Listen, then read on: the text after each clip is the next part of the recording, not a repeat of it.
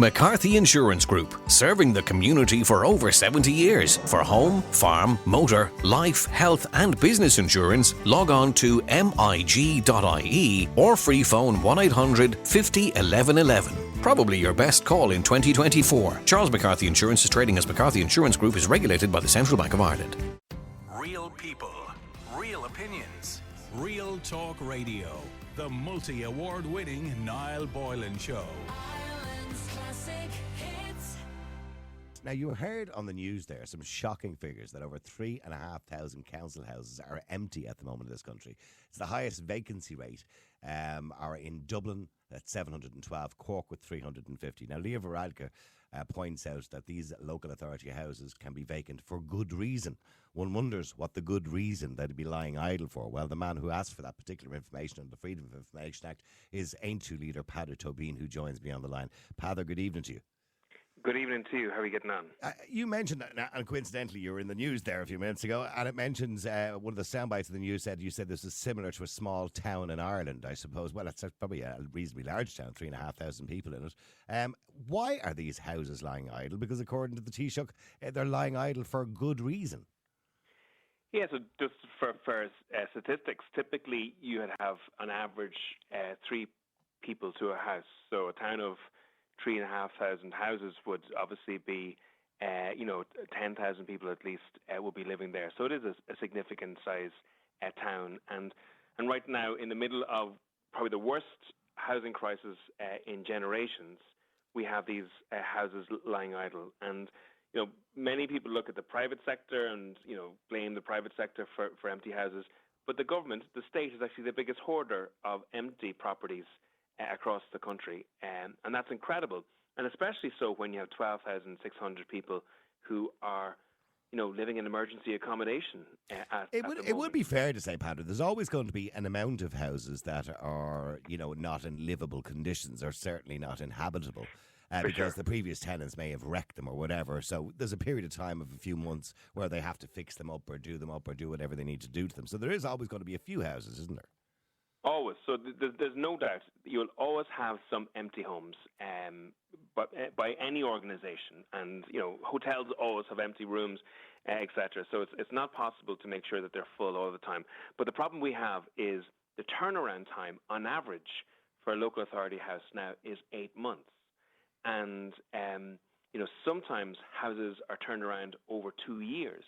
So I would know, for example, of local authority houses.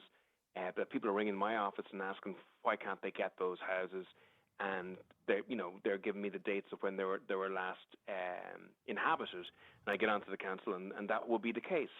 And so I think is that a case, Peadar, that we just don't have the manpower to go in and make sure the houses are habitable, to make sure the houses come up to standard? Because obviously there's a standard for insurance reasons.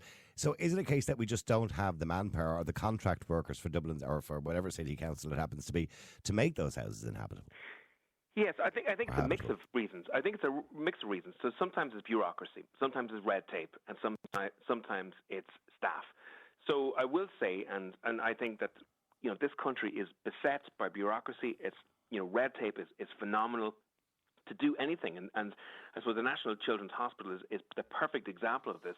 To do everything, there's absolutely incredible red tape. I heard of a design of a room in the National Children's Hospital that was actually redesigned 125 times, believe it or not. Oh, gosh. So I shouldn't laugh because I don't even know what the budget is. I think everybody's lost count at this stage. We must be up to 3 billion at this stage, are we? It's definitely over 2 billion. There's no doubt about that, and it's still counting. But one of the problems years ago, back in the 1990s, if a local authority house became available, oftentimes the keys were just handed over to the new tenants, and the new tenants moved into the house as it was. And indeed, if you're selling a house, typically you sell the house to a person, the person moves in to the house as he left it. And even in rent, most occasions that would be the same thing. So, are you saying we're setting the standard too high when it comes to council housing? What I'm saying is that the council they're too officious in relation to it. So I know of certain occasions where the best of everything were put into local authority homes by the tenants, really good standard kitchens and everything. And then the council, came in and the council ripped all that stuff out, and it cost tens of thousands of euros, if not more, and it took months and months for that house to be brought back into a livable condition, to be rented out. And I'm asking the question that, how is it that when we have 12,000 people in emergency accommodation, where they're obviously suffering significantly, where their nutrition is down because they can't cook a meal, when the kids' mental health is being hammered because of living in a hotel room, they can't socialise with family or friends. How can we have a crisis of that level, and yet the local authorities would be so officious when it comes to using common sense and getting houses back into use? I mean, you only mentioned the 12,000 in temporary accommodation. We've also got over 98,000 on the housing list and 54,000 who are in receipt of the HAP payment as well. So realistically, we've over 160,000 people looking for a house. Absolutely. So we have 160,000 people in what I would call a housing distress of some sort at the moment in this state. And that's one of the reasons why it's so slow for the government even to build local authority houses. That the government, this country is being hampered significantly, hamstrung significantly by the level of bureaucracy and red tape that's happening. And absolutely, the point that you made in terms of staff, there's no doubt that there is a serious problem with properly qualified staff to be able to do this work. And the government is not putting the effort into making sure. But isn't that the biggest problem we have in this country? And I spoke to one of your colleagues, Eric Nelligan, there going back about a week and a half ago, 2 weeks ago, and he was talking about the amount of properties that have been purchased by different NGOs and funded government agencies for people looking for council housing. And he said it's not leaving any housing for the private buyer to buy. But the problem is that you've got all the political parties, including the Labour Party, who promised 1 million houses. They might as well promise 10 million as promise 1 million, to be honest with you. But realistically, even to promise 80,000 houses in the next 5 years is a pipe dream, because if we can't find the staff to fix up a house, the contract companies or wherever it is that we take on to fix up these houses, how are we going to find, staff, builders, plasterers, bricklayers, carpenters, electricians and everybody to build these 120,000 houses, for example, that Sinn Féin have promised? We're not going to find them. Yeah, so there's no doubt if we can't do what the small amount we're asking to do now, it's pretty much impossible to double those objectives and fulfill them in the future. And you mentioned, the issue of homes being bought by housing associations, etc. It's exactly the same in the rental market. So you also mentioned that 70,000 people are now on housing assistance payments and the rental accommodation scheme, which means the government's spending over €1 billion on these rents. That money is going into private landlords' pockets. It's dead money in many ways, because after the year of rent, the government have no asset for it, and also they're taking those houses out of the private rental sector, which is reducing the number of accommodations that are available to those in the private rental sector, which is pushing up the rent on those families. So where did it all go? Sean Massey be turning in his grave. Where did it all go wrong? Did it all go wrong during the Celtic Tiger, when the government ran amok, essentially thought everybody could afford their own homes because we were all minted or something like that, and stopped building social housing? There was a period of time where we just weren't building social housing. There was basically, I remember as a councillor about 13 years ago, ringing the council and asking them how many local authority houses were built in Meath, and I was told that there were 2. But so basically the government made an ideological decision to outsource this completely to the private sector. And it made it easy for them. They had to do less work. They just had to throw the money at the private sector to resolve this. Also, I will say, and this is really important, that when the crash came, about 250,000 to 300,000 construction workers left this country because there was no work there for them. At that time, the government should have been involved in some counter-cyclical thinking. They should have said, okay, well, we will need these construction workers in the future.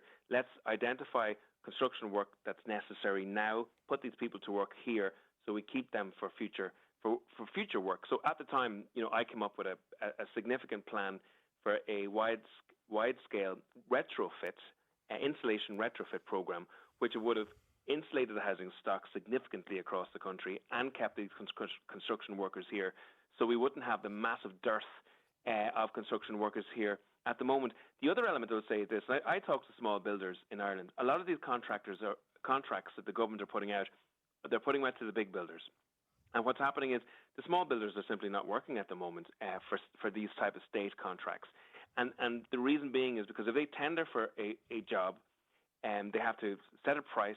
They may not, that particular project might not go ahead for 6 months to a year, And then with construction inflation happening, any profit margin that was in that particular tender evaporates because the cost of all the inputs are rising so much. Well, the part of that is the smaller builder doesn't have the capital investment even to build, 7 or 8 houses or whatever it happens to be on a small street or whatever it is. And they can't compete against the larger developers who can put in these tenders. I mean, because your average smaller builder firstly wouldn't know where to start. So we have to make it easier. That's what I'm saying. Yeah, we have to make it easier. For sure, the government needs to break these contracts up. In the same way, what happened in a private, development, a developer would buy the development land, but he would sell plots to smaller builders who will build their 6 or 7 homes within the design of the estate. And again, one of the major problems we do in this country is the government creates these tenders far too big, far too cumbersome, that only really a small number of massive contractors can tender for them.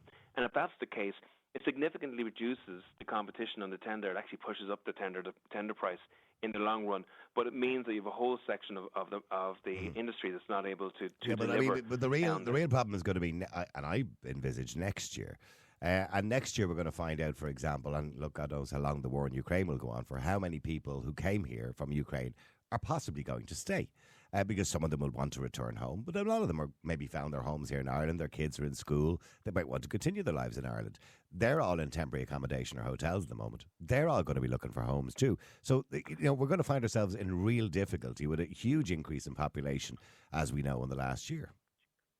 Yeah, and I also want to mention COVID as well, because this very seldom gets mentioned, because no other bloody political party out there will mention it except for AIM2. But you've got to remember that the government closed down building sites for the best part of a half a year in the middle of the COVID crisis. And we were the only state in the whole of the European Union that closed down fully residential construction. And as a result, we obviously, first of all, deleted 6 months of construction and supply. But it also meant then that supply chains were going to become tighter and more difficult to deliver on. There's 2 quick fixes. Well, 2 potential ingredients into solving this in some way. One is the Airbnb sector. So again, during COVID, when COVID hit, all of a sudden, thousands of houses came on the rental market for the long-term rental. And that's because there was no short-term rental at the time, because people weren't traveling. And as soon as COVID's restrictions relaxed, a lot of those long-term rentals went back into short-term rentals. I honestly believe that for a period of 2 or 3 years, in towns and cities above 10,000 people, the government needs to restrict short-term rental Airbnbs, because it is just bonkers that we have, tourists living in homes and families living in hotels. And that's just bonkers for an emergency period of time. Yeah. The second issue is the government does still need to get to grips with the level of vacant properties that exist within the country. There are towns and villages in my own constituency where 50% of the houses on the main streets of those villages are still derelict, are still empty. It just does not make sense that these are, these need about 25% of the work that a new home would need to get them back into use. And so I thoroughly believe that grant funding needs to be made available to bring these accommodations into use.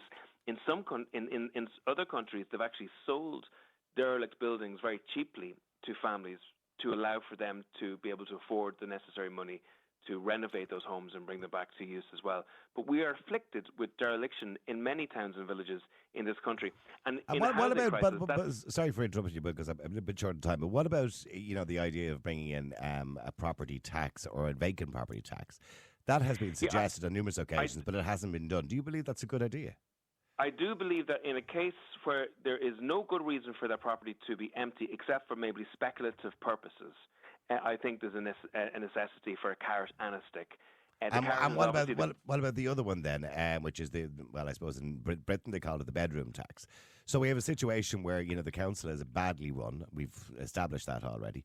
And you have people maybe say, Mary, who lives in Finglas, whose husband died 10 years ago, all her children have moved on and she's living in a 3 or 4 bedroom house. I'm only using that as an example. If she exists, I do apologise. But I'm just using that as an example. Now, I'm not suggesting we turf her out on the street, but surely we could find something more appropriate and more affordable for Mary while we move maybe a four unit family into that house who are now living in a hotel or a 1-bedroom apartment. I would be very cautious about going down the bedroom tax on this, and for a number of reasons. Obviously, if you lived your whole life in a particular community, and you've grown up there, and you have your family and friends, and your structure, and all of that, and you're growing into the golden years of your life, and the idea of actually putting in a tax that will force an individual to move into a different location where none of those structures are in place. Like, there is a value of community and... I do get that, and I am torn on that idea, but I know people have suggested it in the past. Finally, before we go, Peadar, thank you very much indeed for talking about housing, but I just spring this one on you as well. You may have heard, of course, that free GP care was extended to another 215,000 people who became eligible for free visits today. I'm going to be doing a topic a little bit later on, and I know we don't have the NHS in this country, and we probably don't have the money to have the NHS in this country, which is free GP care for everybody. But do you think the majority of people in this country would be willing to pay, say, an extra €40 in their wages every month if it meant they got free GP care? Well, first of all, I would say that and again, everybody would love free GP care, but the major crisis we have at the moment is that there are no bloody GPs at the moment, and that's really the crisis. I know of a pregnant woman in my own county that couldn't get a doctor at all for love nor money because doctors are simply not taking anybody else onto their lists, and doctors are as rare as hen's teeth. And what's happening with the government is by making services free currently for bigger cohorts of people, what they're doing is they're putting that limited supply of doctors under further pressure, which actually means that it's taking longer to get a doctor's appointment. You could wait 2 weeks currently in counties like Meath to get a doctor's appointment unless you're at death's door. And in that scenario, you won't wait for the doctor's appointment. You'll go to your A&E, which is clogging up the A&E system. What we need is proper workforce planning. So we get the right number. Well, why can't we do it properly? I mean, I spend most of my time in the north now, and I visit the Ulster Hospital when I need to go to A&E. And in comparison to Ireland, now I know the NHS is certainly not perfect, but there's a population of 1.7 million in the north and 3 major hospitals, and they seem to be a lot more efficient. I can go in and out of A&E in an hour and a half, max, generally speaking, in the Ulster Hospital. So why can't we just get that right? What is the problem? Why can't we? I mean, they're not doing anything more than we're doing. I don't know what it is they're doing, but certainly they seem to be more efficient in the way they run it. I'm not blaming the doctors and nurses because they're wonderful at their jobs. It's the administration. Why can't we run it properly? Well, there's a major issue of capacity here. So, when in the 1980s there was about 3 million people living here. Now there's about 5.5 million, and there hasn't been the extra capacity put in. In actual fact, the governments over the 2010, 2011, 2012 pulled out thousands of beds. We have a far lower bed capacity now than we did 10 or 15 years ago. So we have actually significantly reduced the capacity on this side of the border.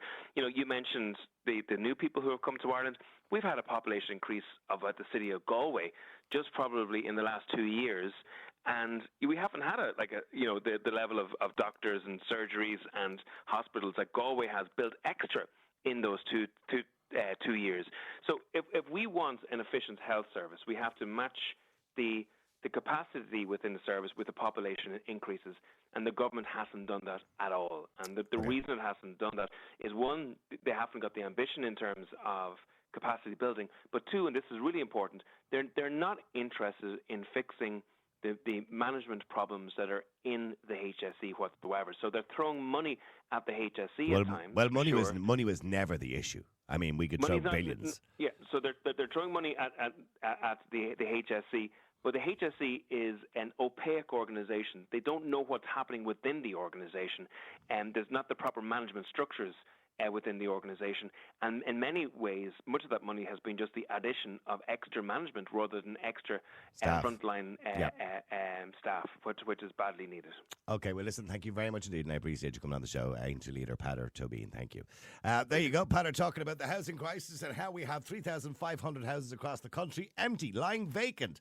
Leo Varadkar, of course, said there's good reason for that. Peadar believes, yes, there's good reason for a small amount, but not 3,500. He believes the problem is that we don't have the people and we don't have the manpower to get those houses ready for people, and we're also wasting money.